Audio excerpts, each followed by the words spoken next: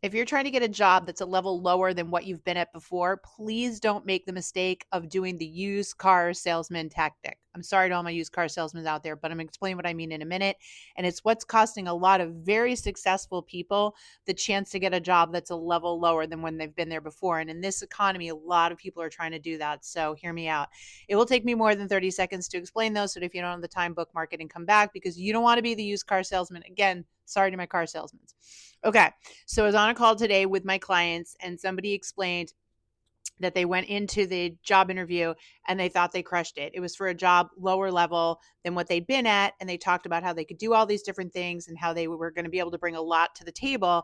They thought they nailed the job interview. They literally drive home, and in the email inbox is a rejection already saying, "We're sorry, but you're clearly overqualified." So this person's had this happen multiple times before, and they've just joined my program. So they're on my live session with me and they're explaining this. And I'm like, "Slow your roll. You pulled the used car salesman." They're like, "What do you mean?" And I said, "Well, I want you to think about it. Okay. Imagine you walk up to a car lot and there's two used cars. One is a Hyundai and one is a BMW. And the used car salesman says to you, "You so want this BMW. This BMW is awesome. It has all these bells, all these whistles, does all these things, and it's the same price as the Honda, and you can have this BMW." Do you believe him? No, you don't. You're like, "What's wrong with the BMW?" Because nobody gets a BMW with all the bells and whistles for a price of a Honda. That's exactly what this person did in an interview, and that's exactly what a lot of you are doing, and that's why you're being told you're overqualified. See, they can already tell that you have a lot of experience. They have your resume right in front of you, or they found you on LinkedIn. They know you have more experience for the job. And here you are in the interview. So clearly they're interested. But what you think they want to hear is how great you are and how you're the jack or Jill of all trades. No, what's running through their brain is, how do I get this good quality person and not have them run out the door the moment a better job comes along? Because I'd like to have them, but they're overqualified. So what is going to keep them here? What you're supposed to be doing in that job interview is showing them all the things that they have as a company that you really want, that you want so badly that you're not going to leave them the moment a better job comes along.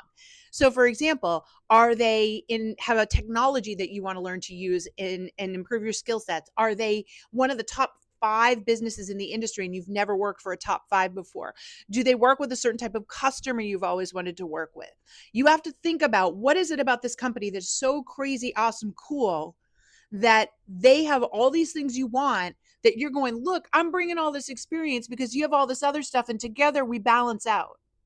Because if they can't see that, if they can't justify that and be like, "Yeah, they do have a lot of experience, but wow, they want all this stuff we have," they're not going to hire you. They're going to tell you you're overqualified. And this is the mistake I see people make all the time. They go running in and like, "I'm the jack or Jill of all trades. I'm the BMW for the price of a Honda." It doesn't work that way. You have got to focus your time and energy on saying, "Yeah, I do have a lot of skills and I'm so excited to bring to you because here are all the things you have that I really want." Now you're talking their language. Does that make sense to you? Again, sorry to my used car salesman, but I had to explain the scenario. If it makes sense to you, then you know what? You need to go back to job search school, because there are a lot of things in this job market, little things like this, that you need to know and understand in order to get the interviews, ace the interviews, and get the job.